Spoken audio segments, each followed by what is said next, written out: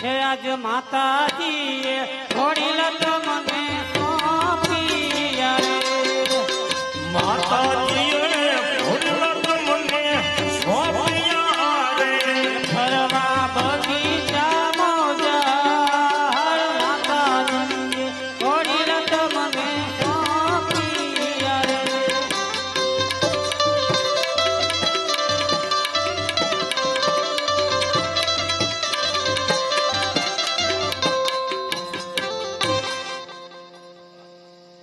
અરે નાના ભાઈ પેલા તમે ઘોડીલો ખેલો નાના પેલા તમે ખેલો અરે નહીં નાના ભાઈ પેલા તમે ઘોડીલો ખેલો નાના મોટા ભાઈ પેલા તમે ખેલો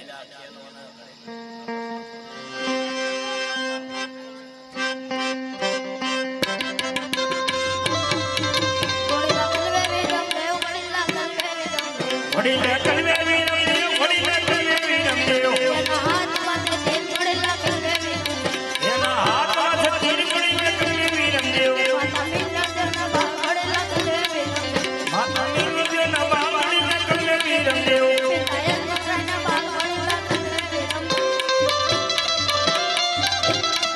ઘોડીલા કલવે વીરમદેવ ઘોડીલા કલવે ઘોડીલા કલવે વીરમદેવ ઘોડીલા કલવે વીરમદેવ એના હાથમાં તેલ ઘોડીલા કલવે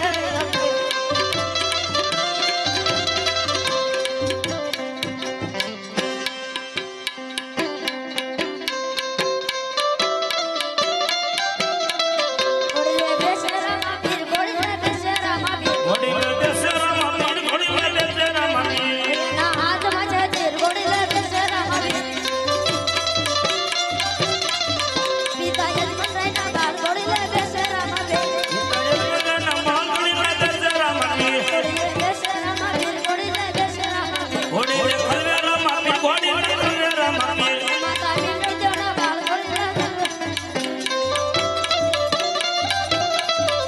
વેની સગુણાના વીર ઘોડીલે ઘોડીલા વીર ઘોડીલા કલવેરામાં વીર ઘોડીલે બેસેરામાં વીર ઘોડીલે બેસેરામાં વીર ઘોડીલા બેસેરામાં વીર ઘોડીલા બેસેરામાં વીર એના હાથમાં છે તીર ઘોડીલે બેસેરામાં વીર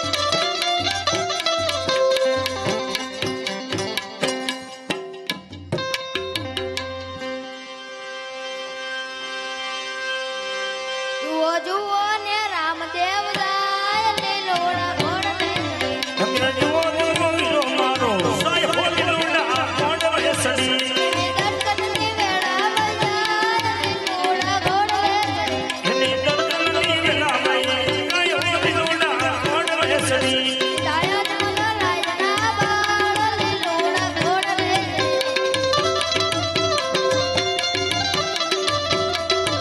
એની દર્શનની વેળા બજાર લીલોડા ઘોડવે એની દર્દની વેલામાં કાયો હોલીલોડા ઘોડવે સડી નામી જળદેવના બાળ લીલોડા ઘોડવે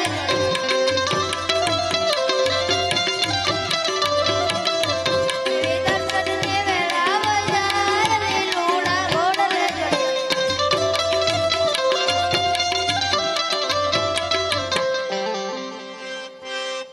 આજે વીરમદેવ મારે કચો વીરમદેવ વેદન ચોક મારે વીરમદેવ વેને મારે કચો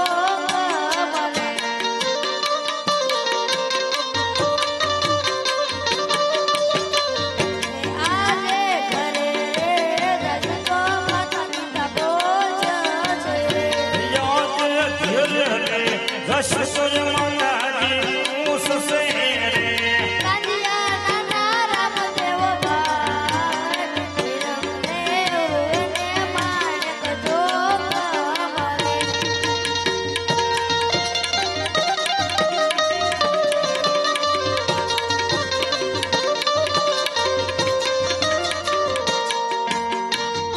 વીરમદેવ બોલાવે પરધાન રામ જોડે યાદ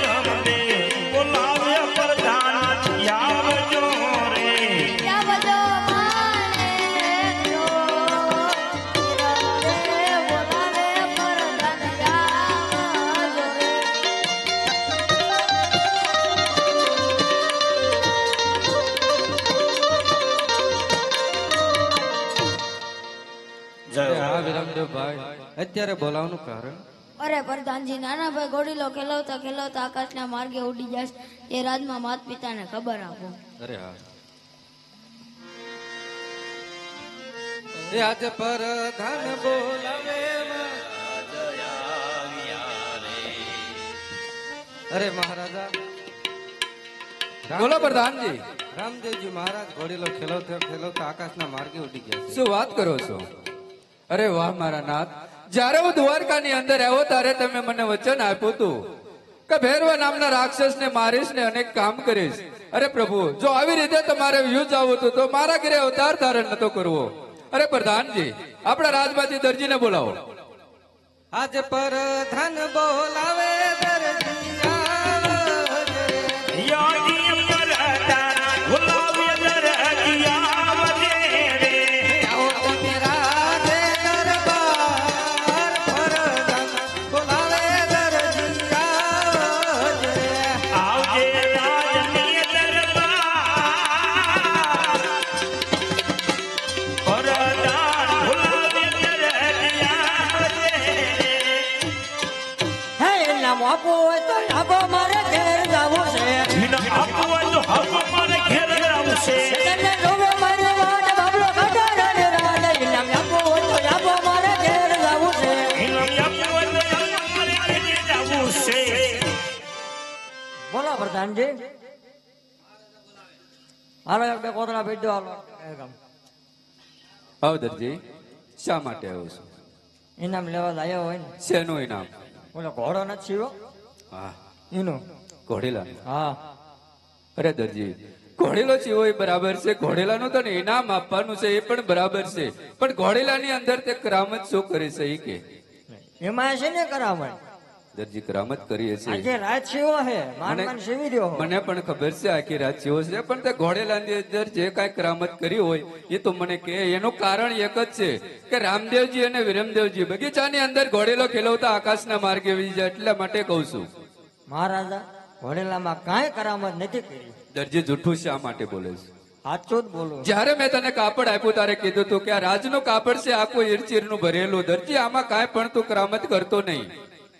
અરે મહારાજા, ઘોડો છીવ્યો તો એમાં કાંઈ કરામત નથી કરેલી. જો દરજી તે ઘોડેલો છીવ્યો હોય, મને પણ ખબર છે ઘોડેલો છીવ્યો હતો, તો રામદેવજી આકાશના માર્ગે જવાનું કારણ શું છે? એ મને ન ખબર હોય ને, કેમ ન ખબર હોય? એવું પણ ન જાણતો હોય. અરે દરજી, સાચું બોલ. એનું કારણ એવું છે કે જ્યારથી રામદેવજીનો જન્મ છે ત્યારથી મારી મારવાની અંદર કોઈ પણ ખોટું બોલતો નથી. અને દરજી, આવું જૂઠું શા માટે બોલે છે? એમાં મહારાજા કાંઈ કરામત નથી કરી. એટલે આ દરજી હાસુ બોલી અરે જા. હાવ સાચું બોલો પ્રધાન,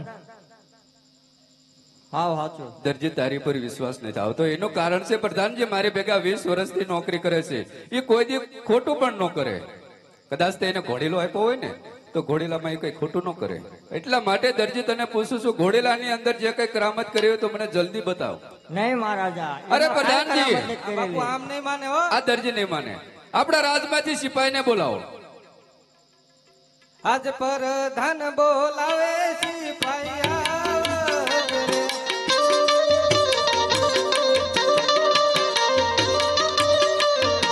આવો તમે રાજે દરબાર, પ્રધાન બોલાવે સિપાહી આવજે.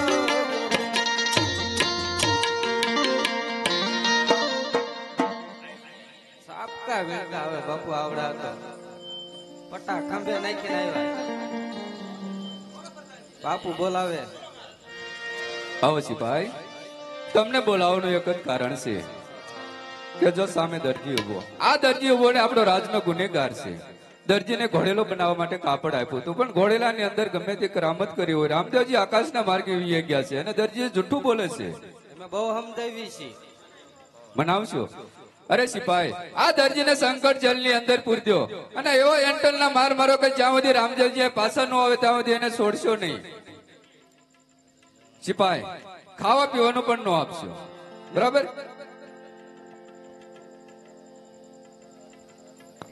આમાં એકનો પરિચય હે, આ ભાઈનો નથી સિપાહીનો. આ સિપાહીના પરિચય થઈ ગયેલા છે, આનો હજુ નવો નવો હે.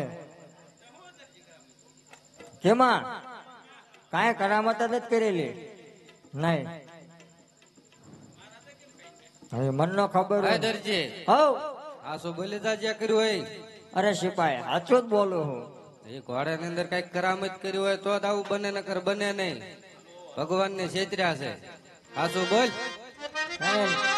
કમ્પ્લેટ ઘોડો બનાવ્યો તો